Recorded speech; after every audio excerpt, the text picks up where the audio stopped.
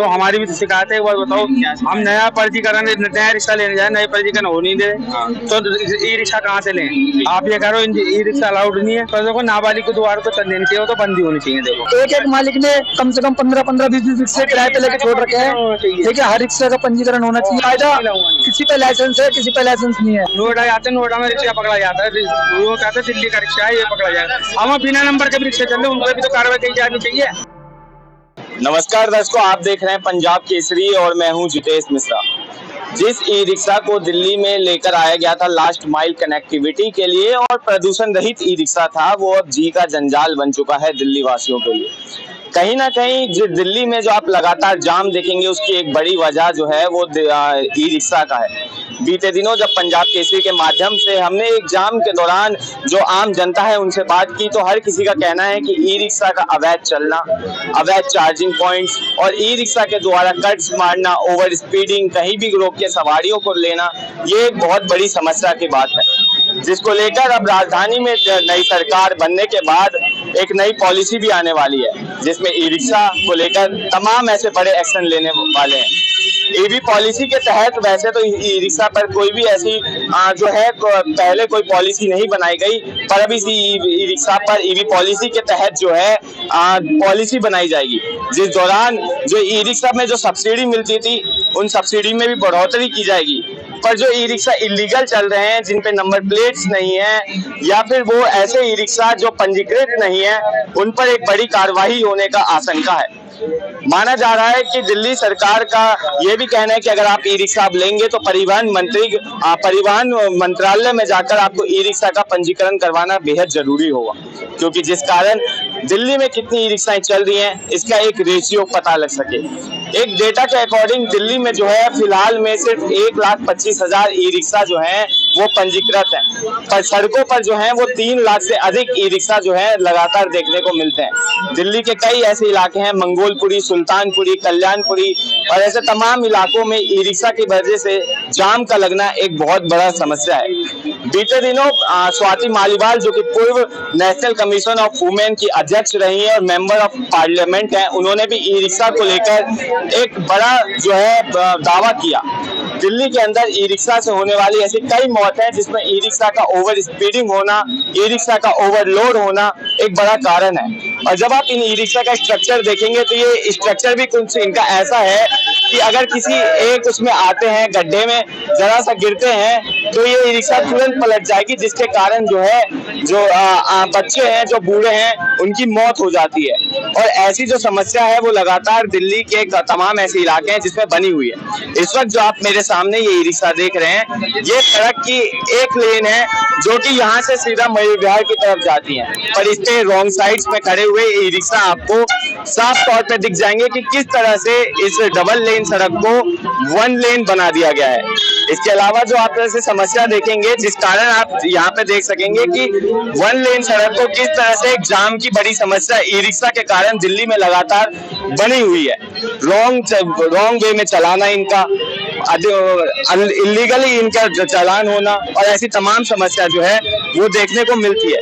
कई बार ये ई रिक्शे नाबालिगों के हाथ में भी देखे जाते हैं और अवैध चार्जिंग पॉइंट्स के वजह से एक बड़ी समस्या जो है यहाँ पर देखने को मिलती रहती है। बहरहाल जो तमाम ई रिक्शा चालक है, इनसे भी बात करेंगे कि सरकार जो नई पॉलिसी लाने वाली है उस पर ये लोग क्या सोचते हैं। और अगर हम बात करें इस वक्त कल्याणपुरी का स्कूल है, कल्याणपुरी स्कूल के बाहर ही किस तरह से ई रिक्शा जो है जंजाल बन चुकी है, लोगों का जीना जो है मुश्किल कर चुकी है। जाम की जो समस्या है वो अभिभावकों को, जो तमाम छात्र हैं, उनको लगातार होती रहती है। जो तमाम ई रिक्शा चालक है, इनसे बात करेंगे और जानेंगे। आपका नाम क्या है? दीपक कुमार। आप ई रिक्शा चलाते हैं, ये बताइए कि जिस तरह से ई रिक्शा को लेकर जनता की शिकायत है, स्वाति मालीवाल ने हमारी भी शिकायत है। एक बार बताओ, हम नया पंजीकरण, नया रिक्शा लेने जाए, नए पंजीकरण हो नहीं दे तो ई रिक्शा कहाँ से लें? आप ये कह रहे हो ई रिक्शा अलाउड नहीं है, तो गलती तो आपकी भी है। पहले से जो ई रिक्शा चल रही है दिल्ली में 1,25,000 ई रिक्शा पंजीकृत है, पर सड़कों पर अवैध 3 रिक्शा चल रही है। वो चलती नहीं, 3 लाख से भी ऊपर चल रहे हैं। इसके अलावा अगर बात करें अवैध चार्जिंग पॉइंट ई रिक्शा का ओवरलोड होना, इसके अलावा जो ई रिक्शा नाबालिगों के द्वारा चलाना, इस पर क्या कहेंगे आप लोग? इस पर देखो नाबालिग को दोबारा तो चलने नहीं चाहिए, वो तो बंद ही होनी चाहिए। देखो नाबालिग के नाबालिग के हाथों में तो होने चाहिए। देखो एक मालिक ने कम से कम 15-15, 20-20 रिक्शे किराए पे लेके छोड़ रखे हैं। ठीक है, हर रिक्शे का पंजीकरण होना चाहिए। दूसरा, और अवैध रिक्शा मतलब रोड पे रूट मिलने चाहिए, और हमें कोई रूट मिला हुआ नहीं है, कोई मिला और बाकायदा किसी पे लाइसेंस है, किसी पे लाइसेंस नहीं है। अब हम नोएडा जाते हैं, नोएडा में रिक्शा पकड़ा जाता है, ठीक है, तो ये कहते हैं दिल्ली का रिक्शा है, बंद कर, चुप है। नोएडा जाते हैं, नोएडा में रिक्शा पकड़ा जाता है, वो कहते हैं दिल्ली का रिक्शा है, ये पकड़ा जाएगा। हम बिना नंबर के भी रिक्शा चल रहे, उन पर भी तो कार्रवाई की जानी चाहिए। तो दिल्ली के लिए कार्रवाई है। जिस तरह से आपके सामने ही एक एग्जाम्पल है कि 17 साल की उम्र में ई रिक्शा चला रहे हैं और ओवर स्पीडिंग के कारण दिल्ली में कई ऐसी जो जान है वो ई रिक्शा की वजह से गई है। ओवर स्पीडिंग नहीं भैया, एक बार बता, काम धंधे नहीं तो बंदा क्या करेगा? ई रिक्शा ही चलाएगा, किसी कंपनी में काम नहीं मिलता, कहीं नौकरी ओवर स्पीडिंग कहाँ से हो जाएगी? 30 से 32 तो वही नहीं है, स्पीड नहीं है, 30,000 तो ओवर स्पीड कहाँ से हो जाएगा? ओवर स्पीड कहाँ से हो जाएगा? और सबसे बड़ी बात मैं बताता हूँ आपको, जाम क्यों लगता है? 12:30 बजे स्कूल का छुट्टी का टाइम होता है, यहाँ रिक्शे लग जाते हैं, वहाँ से खाली बस वाले आ जाते हैं। ठीक है, तो अब बताओ, बच्चों को नहीं लेंगे तो फिर कैसे पैदल तो जाएंगे बच्चे? ये बस वाले हैं, जानबूझ के यहाँ पे गाड़ी लगाते हैं लोग। को बता दूं कि दिल्ली के ऐसी 235 मुख्य सड़कें हैं जहां पर ई रिक्शा पहले से ही बैन है, पर फिर भी उन सड़कों पर आपको ई रिक्शा दौड़ती हुई नजर आ जाएंगी। कहीं ना कहीं ये राजधानी की सुरक्षा के लिए, परिवहन के लिए जो है एक बड़ा समस्या है, जिसको लेकर नेशनल कमीशन ऑफ वुमेन की पूर्व अध्यक्ष स्वाति माल्यवाल ने भी इससे पहले राज्यसभा में इस जो समस्या को है वो अवगत कराया था।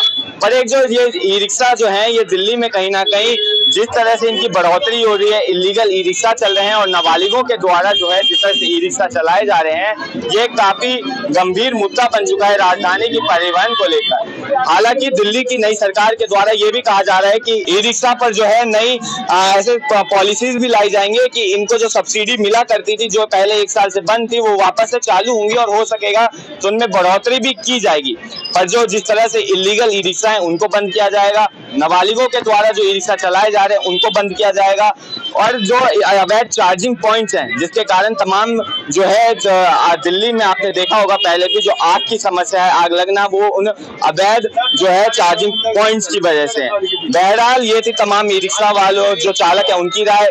जो ई रिक्शा की समस्या थी उस पर आज हमने बात की, इस पर आप क्या सोचते हैं हमें जरूर बताएं, और ऐसी तमाम खबरों के लिए देखते रहिए punjabkesari.com दिल्ली।